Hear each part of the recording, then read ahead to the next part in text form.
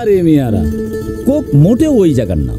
138 বছর ধরে 190টা দেশে লোকে কোক খায়। তুরস্কে খায়, স্পেনে খায়, দুবাইতে খায়, আর ফিলিস্তিনে তো কোকের ফ্যাক্টরি আছে। কোকাকোলার ভাইরাল বিজ্ঞাপন নিয়ে যা বললেন মিজানুর রহমান আজহারি। কোকে একটা ঢোক দেন, তারপর একটা সার্চ দেন। ফিলিস্তিনে অবরুদ্ধ গাজায় টানা 8 মাসেরও বেশি সময় ধরে আগ্রাসন চালাচ্ছে ইসরায়েল। প্রাণহানি হয়েছে 37,000-এরও বেশি মানুষের। ইসরায়েলি বর্বরতার প্রতিবাদে সারা বিশ্বসহ বাংলাদেশও ইসরায়েল ও মার্কিন পণ্য বয়কট করেছেন সাধারণ জনগণ। আর এই ইস্যুতে বাংলাদেশ সহ বিশ্বের অনেক দেশই কোমল পানীয় কোকাকোলা বয়কট করার ডাক দিয়েছিল। এরই মধ্যে কোকাকোলা সম্প্রতি বাংলাদেশে একটি বিতর্কিত বিজ্ঞাপন প্রকাশ করলে তা নিয়ে সামাজিক যোগাযোগ মাধ্যমে সমালোচনার ঝড় শুরু হয়।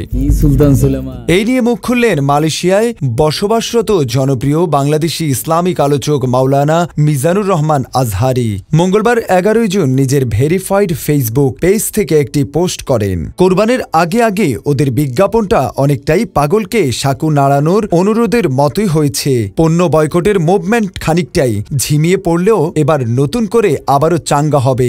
আজহারি আরও বলেন, যে কোনো আগ্রাসনের বিপক্ষে অবস্থান নিন। যার যতটুকু সম্ভব ইসলাম বিদ্বেষী ও জালিমদের পণ্য কেনা থেকে দূরে থাকুন।